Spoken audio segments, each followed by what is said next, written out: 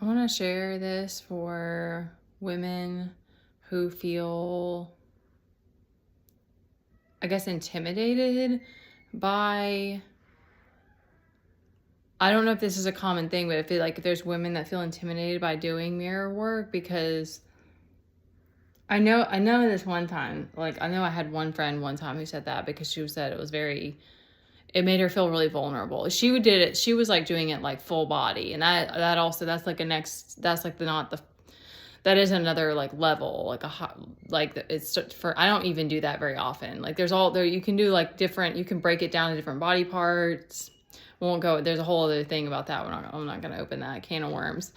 Cause you can get extremely intimate with it. But I wanted to share that, like, I grew up, my grandmother would really pamper herself, and she would wear makeup, perfume. She had beautiful, all this jewelry, like beautiful, a whole closet of shoes I used to play. She had like different kinds of cool heels, and I would like go and play in there. But my mom was not like that. My mom was more like more hippie like, and like, and I remember that growing up. She changed a little bit later on. But a lot of the women on my mom's side of the family were very granola, and my mom didn't wear makeup all that often, so I didn't, and she didn't do a ton of pampering. She did actually do her nails, and like she had nails, so I don't have any excuse for why I don't have nails. But she didn't go and get them done. Like I've done that one time, I think, with my sister. And I think it's the only time I've ever gotten my nails done. And I think I had a mani and a pedi. I'm not sure. And I don't wear makeup. And I love jewelry. I've always loved jewelry. If I had more money and if my kid didn't destroy most of it, I would have more. And I love clothes too. That was actually something that we did. Shopping was a thing that we did a lot growing up, because my grandmother lived right outside Orlando, and they have really cool places to go there and stuff, and my mom was big into fashion and stuff, so it's just kind of ironic. But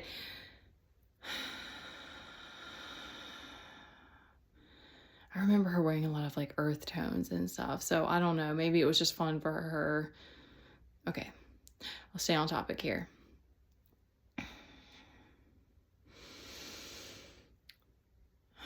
So I didn't grow up with all of it. And then I rode horses. So like I danced. So that was like definitely very feminine. But then I rode horses, which is much more of a masculine type of sport. So, or activity, some people don't call it a sport. So I had a mix, and then I just I remember playing around with makeup at different times. Like, it's not like I've never worn any, but I just never got, and I did dance performances. Then you have to wear dance makeup, which is, you look like a clown. Like you look ridiculous, but that's just for the show, for the lights. So, I never really got into that stuff. But then when I started doing I found out about inner mirror work early on with doing inner work in general. And I kind of like wasn't, but, and I fell into perfectionism because of our culture, and being bullied somewhat about the way that I looked in my body. Or I was a little bit overweight when I was younger. I was bullied about it some. And my family always had really high standards in that way. They didn't always like abide by their own standards, but they would like judge people based on that. So I grew up with that, like, and I became obsessive about it at different times in my life with falling into fitness and like being very extreme with the way I was working out and eating, and, kind of fell into that rabbit hole for a long time. And I still have issues somewhat with the eating. I don't really with the fitness, because that one was easier to transition. Still have some of my moments with it being like pushing past my own boundaries. But what was the point of this? It's helped me to like not care about, like, there's still moments, of course, like I care about the way I look, or like if I have a bunch of days where I'm feeling puffy, but like it's interesting because I don't care even if I show up and I look more masculine. Like the way that I look changes a little bit, and I could be frustrated by that, or it doesn't bother me now. And it's also made me feel even more beautiful. It's weird because it's like it all kind of goes together, because it's like, then it's like the way I show up and look at myself in the mirror, I'm like, it doesn't matter what anybody else says, because I already feel beautiful. I feel like I'm glowing. I'm ready to shine out in the world and bring whatever, smile at people, bring my smile to people and stuff like that, and without it being a forced thing. And I'm tired. That's why I'm like, my mind is like spacey. Because I've also been dealing with so much flack since I started a YouTube channel. Was not dealing with this when I was on Instagram. I was still connected more so with my family then. And I had guys coming at me with like either sexual comments, or like some men were just like, I want to take you on a date, just random dudes. And like, I had one guy who did stalk me for a little while, and that got weird, but like, it wasn't this hateful behavior that I started dealing with once I started YouTube. And that's been about almost 3 years now, and all this projection. But because of doing all that mirror work, it made me like, it gives you this buffer to deal with the adversity that essentially you can't avoid it. Hopefully you won't deal with it the way that I have because of being in isolation and stuff. It just adds to the weight of it, or it's harder to detach from it to me. It depends like what's going on and stuff, but, I'm sure I wasn't ready before. Like, I didn't have the strength, or I didn't have the whatever it was. Because I remember when I was right before I started the channel, I was in a really, really good place. I was loving myself up, and I was like doing my yoga every morning, and I was eating good, and I was just happy. I was in a good place. I had friends I was talking to. I actually had friends, y'all. Okay, your girl had friends at one point. Okay, that's hard to believe now. I had fucking people I literally like, it was cute because they'd be like, let's schedule a FaceTime and shit. That was really only one of them. But we would like talk I love that shit. I love when people are like understanding about the fact that I'm a mom. I mean, it doesn't matter. I would talk pretty much anytime, but when Teddy was younger, it was harder to talk on the phone just any time of the day, or I might have been doing something. And so at the end of the day was like when I was available, and he used to go to sleep at 8. Now he doesn't go to sleep till like 10. So anyway, I had that window, and it was just cute. I was like, yeah, let's catch up. And it was just cute because these were people that I didn't live near either. Like, one of them was, because we did end up anyway, but the other two didn't live close by. And so that was also why we talked on the phone. But yeah, I used to hang out with people, and like, anyway, so I was in a really good place before I started that channel. So I guess I was like ready in some kind of way for that. But regardless, like, doing the mirror work empowers you up, because then it's like, it doesn't matter the way other people feel about you. Because it's one of those things where it's like, it's definitely like most things are like this consistency over time thing, where you build this strength, you build this resilience from doing it over and over and over. And,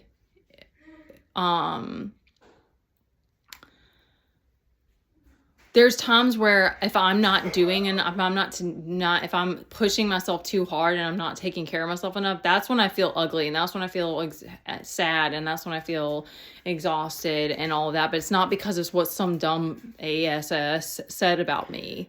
It's not that. So it's like, you don't take it personally. It's just it happens once in a while, but it's very rare. It's like, I don't really care if someone thinks that I'm ugly, because I love me, and I'm not just my fucking face. Like, I'm not just a what did that person say? My head looks like a cracked butt or something. I was like, like, that's the other thing, is like, it does become your entertainment sometimes, because some of the stuff that people say is like whacked out. It's just like, most of the time, anyway, anybody that's projecting is because they don't feel good about themselves. It's not that they even actually think XYZ about you. It's just they don't feel good, and so they need to take it out on somebody.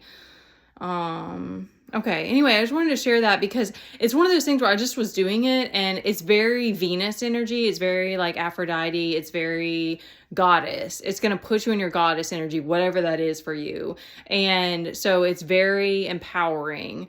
And I never did like the vanity mirror putting makeup on. So I didn't experience that like other women have.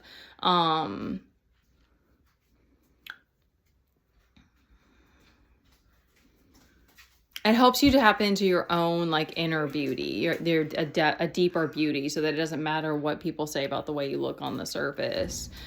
And that is just very powerful. So I wanted to share that because it's a very intimate thing. It's not something that you can be like I did take a course from a girl. That was one of the things that, no, I was already doing it, but it was like a deeper dive into it.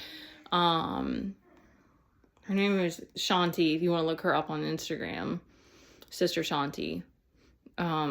She's really hardcore with it, but it's an ancient practice because we have mirrors and women look at themselves and put on makeup or whatever, get themselves ready to look at yourself in the mirror.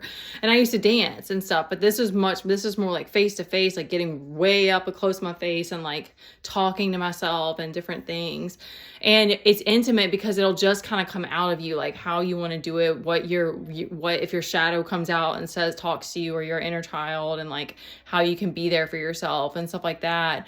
So it's hard for me to like try to encompass what it's like for me because it would be different for somebody else anyway. And it just is like anything else, becomes a routine, but it's one of those it's like being with, it's like, I guess in a way it sort of replaces those conversations that I was having with people on the phone, because it's like, it's very,